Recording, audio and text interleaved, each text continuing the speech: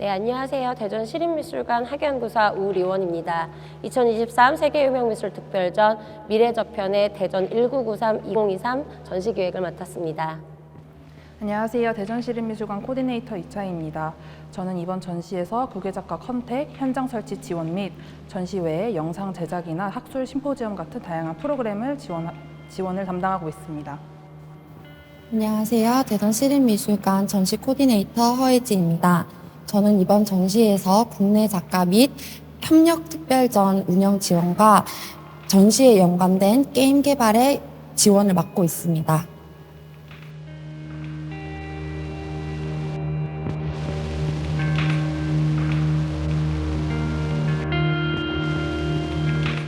코디네이터는 어떤 직업인가요? 일단 그 명칭의 뜻부터 파고들자면 이제 코랑 오디네이터가 이제 합성돼서 어떤 일을 함께 협업을 하는 사람이라는 뜻으로 대충 이제 설명을 할 수 있을 것 같아요. 미술관에 있는 학예연구사를 이제 보조하거나 지원하는 업무를 주로 맡고 있는데요. 각 미술관마다 이제 경우는 다르지만 저희 미술관의 경우에는 뭐 대형 국제전이나 뭐 비엔날레 같은 큰 전시에 이제 채용이 돼서 일을 하고 있습니다. 그래서 보통 이제 인턴 같이 실무를 배우는 입장보다는 좀 실무에 경험이 있는 분들이 많이 코디네이터로 일을 하고 계시고 있어요.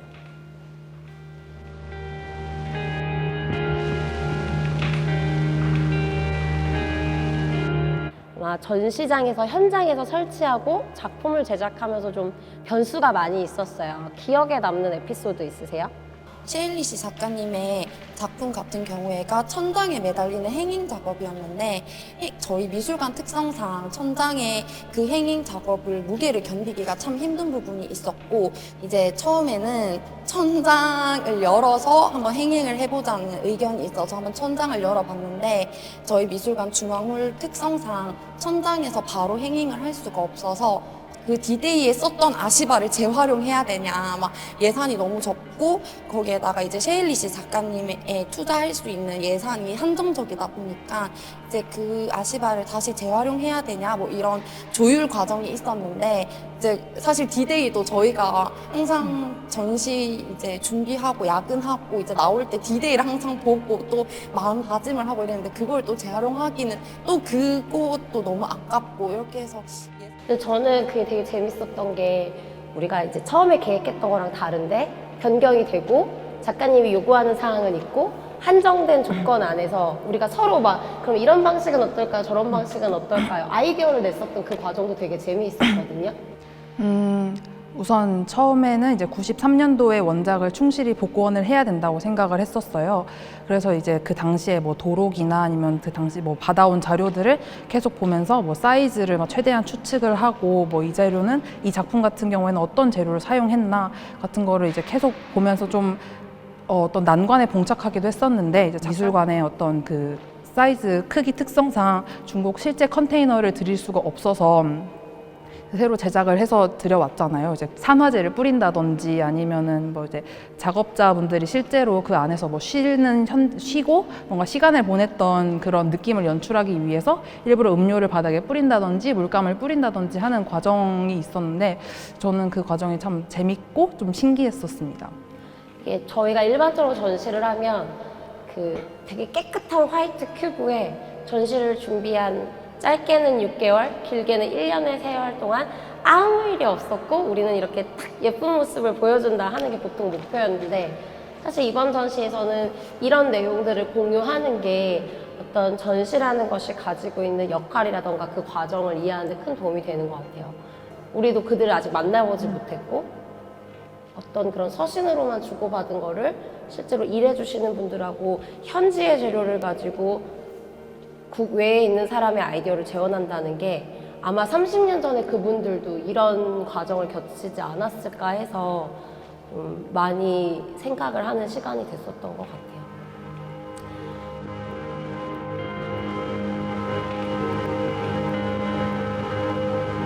또 우리가 이제 100% 재현하지 못한 것들도 있었잖아요. 그래서 트레이스라는 걸 하고 이제 전시 구성에 대해서 많이 어려워하실 것 같아요. 기호 같은 것들도 저희가 정해놨잖아요. 그렇죠? 기호 생각나는 거 있으세요? O는 뭐죠? 우리 여기 리플렛에 보시면 나올 건데 O는 뭐죠? 원작, 오리지널.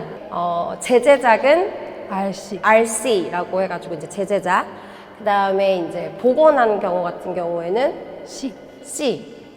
그 다음에 보존 처리한 것도 있었고, 그 다음에 이제 그렇게 했는데도 하나도 못 찾은 거는 자료도 없고 한 것들은 흔적만 남겨서 그거는 T라고 해서 trace, 흔적을 남기고, 그 다음에 작가님도 계시고 원작도 있긴 있는데 소재를 알 수 없고 그렇다고 재제작을 할 수 없는 회화 같은 경우에는 저희가 AT, alternative라고 해가지고 이제 대체작을 일부 선보이게 됩니다. 그래서 이게 어떤 전시의 구조를 이해하시는 게 조금 어려우실 수는 있는데 그거를 이해하면 저는 재밌을 것 같아요.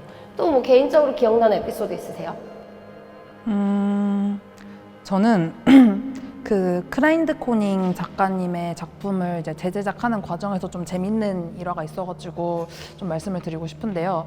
이제 큐브 안에 이제 굉장히 6가지 색깔이 칠해져 있잖아요. 그래서 이제 93년도에 썼던 그대로를 최대한 맞춰야 되니까 이제 작가님께 이 각각 색깔이 어떤 색깔인지 말씀을 해주세요라고 이제 부탁을 드렸을 때 작가님께서 뭐 이런 색깔이야라고 제안을 주신 게 컬러 코드가 RAR이라는 컬러였어요. 그러니까 저희가 보통 알고 있는 거는 뭐 팬톤, 뭐 RGB, CMYK 이런 이제 코드들인데 RAL이라는 코드는 처음 들어보는 거예요. 알고 보니까 좀 유럽에서는 좀 흔히 쓰는 페인트 브랜드더라고요. 뭐 저희가 제비표나 뭐 그런 페인트 쓰는 것처럼 코드를 가지고선 저희가 알 수가 없는 거예요.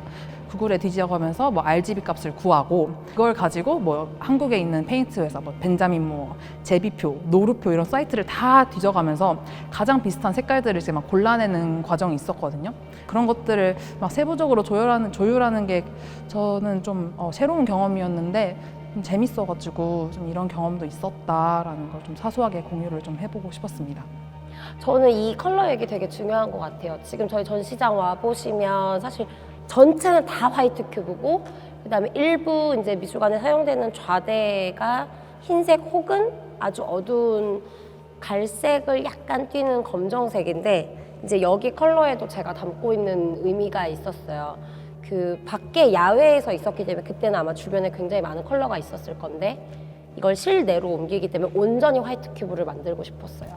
그리고 대신에 여기 안에서 사용되는 좌대들 같은 경우도 온전히 화이트 큐브인데 색을 써야 된다고 하면 좀 자연의 색을 따올 수 있었으면 좋겠다고 생각했어요.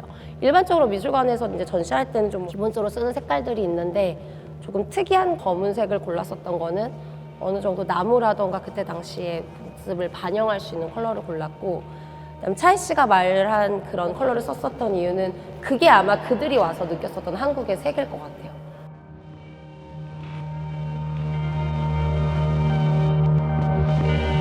그 우리 작품 복원하고 조사하면서 좀 각자가 찾아낸 새로운 사실들이 있었잖아요. 차이 씨. 저희 전시장에서는 지금은 보실 수 없지만 이제 예전 자료를 보시면은 노란색 컨테이너 위에 시대 각 색 나라별로의 언어들이 하나씩 적혀 있는 표지판이 이제 붙어 있었어요. 도로그에 그 언어들이 어떤 언어인지 이제 다 정리가 되어 있었는데 각 언어들이 뭔지 하나씩 찾는 데만 이제 거의 한 달여 가까이 그 언어가 뭔지 이제 찾다가 근데 그마저도 한 5개, 6개는 이제 결국 찾을 수가 없어서 그냥 손 들고 백기를 들고 더 이건 찾을 수가 없다. 그래서 그냥 대충 비슷한 거라도 뭐 해야 하지 않겠냐 막 이러면서 코디들끼리 막 갑론을박을 하기도 했었거든요. 그 언어 찾는 게 왜 어려웠어요? 그 도록이 영어가 아니고 프랑스어를 한국어로 번역한 도록이잖아요. 근데 저 알고 보니까 그 도록의 특징 중에 하나가 이제 좀 한글로 번역을 하는데 좀 충실하지 못했다는 점이 저는 좀 발견이 됐거든요. 프랑스어를 그냥 그대로 한국어로 번역을 하느라 그 안에서 조금 이제 연결이 되지 못하는 지점이 많았거든요. 굉장히 단편적인 부분일 수도 있겠지만 번역에 충실하지 않은 점이나 어떤 이런 점들이 좀 전시 전반에도 좀 반영이 되어 있지 않았을까라는 좀 추측을 해보게 되었어요.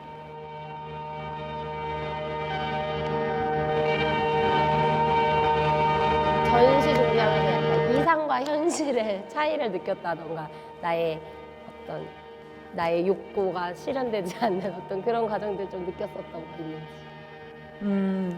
저 같은 경우에는 이제 작가들이랑 소통을 많이 하면서 비록 얼굴을 볼 수 없는 상황이었음에도 불구하고 좀 이런저런 뭐 자료도 나누고 좀 제가 보면서 저 나름의 정이 들었던 거예요. 그래서 이제 작가들이 나 한국에 오고 싶어. 그러면 리원 선생님께 선생님 뭐 작가가 뭐 원래 못 온다 그랬는데 지금 오고 싶대요. 뭐 그러면 어떻게 하면 될까요? 라고 물어봤을 때 이제 뭐 이미 결제가 끝나서 더 이상 이제 바꿀 수 없다라는 이제 얘기를 들었을 때 그 이제 좀 어떤 그런 행정이나 어떤 절차의 벽에 조금 이제 좌절을 느꼈고 그리고 또 작가들한테 절차들 때문에 뭐 해줄 수 없어 뭐 미안해 라는 좀 메일을 보냈을 때 어떤 이상과 현실의 좀 차이를 느꼈던 것 같아요. 나이가 좀 있다 보니까 이제 좋은 자리를 이제 원하는 작가들도 있었고 아니면 좀 더 뭐 특정 항공사를 뭐 원한다거나 이런 경우들이 좀 있었는데 뭔가 그런 거를 저희가 좀 해결해 줄 수 없는 부분에서 좀 어쩔 수 없지만은 좀 한편으로는 어떤 아쉬움을 느꼈습니다. 숙박 같은 경우에는요, 저희가 워낙 이번 전시에서 세계적인 작가님들을 모셔왔잖아요.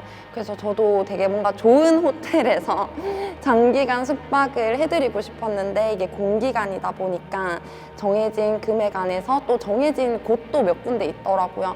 그런 데에서 숙박을 해야 되는 거를 처음 알게 됐어요. 약간 공기간에 와서도. 그래서 그런 부분이 조금은 아쉬웠지만 최선을 다해서 그래도 좋은 호텔에 편하게 모실 수 있도록 노력을 한 것 같고요. 그리고 그때 당시에는 이제 셀린 비르셀 작가님이 얘기를 해주신 부분인데 당시에 가장 대전에서 좋았던 호텔이 유성 호텔이었대요. 그래서 유성 호텔에 이제 숙박을 하게 되었는데 셀린 비르셀 작가님의 층수가 4층이었대요. 저희 아파트, 오래된 아파트 가면 1, 2, 3, 4, 5층이 있는데 그 중에서 4층은 F로 표시가 되는 아파트들이 요즘에도 종종 보이더라고요. 안 좋은 숫자라고 네, 생각해요? 안 좋은 숫자라 생각해서. 근데 작가님은 그런 한국의 문화가 처음이니까 엘리베이터를 탔는데 4층이 없는 거예요. 그래서 되게 당황했던 에피소드를 한번 얘기해 주신 적이 있는데 그 부분도 숙박 일정 짜면서 또 생각이 나더라고요. 그 얀수베능슨 작가님도 비슷한 얘기했어요. 그리고 나서 몇 년 뒤에 한국에 왔는데 그때는 숫자가 4가 돼 있었대요. 어떤 그런 뭔가 문화적 차이에서 오는 에피소드 재밌었어요.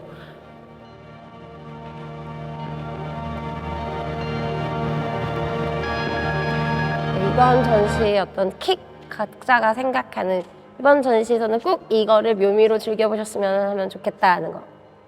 저는 앞서 말씀드렸다시피 저희가 전시 연계 게임이 있어요. 그래서 전시장 입장하시기 전에 전시 연계 게임 QR코드가 마련돼 있을 텐데 그 QR코드로 앱을 다운로드 받으셔서 저희 전시장에서 볼 수 없는 작품들을 한번 앱을 통해서 경험해 보시길 바라고 이제 밑에 아트 라운지를 가시면 그 게임이랑 같이 연동해 가지고 큐레이팅 게임이 또 다르게 마련돼 있어요. 그래서 아트 라운지에서 큐레이팅 게임까지 한번 해보시는 게 이번 전시에 뭔가 좀 색다르게 느껴볼 수 있는 부분이라고 생각합니다. 차희 씨가 생각하는 이번 전시의 킥.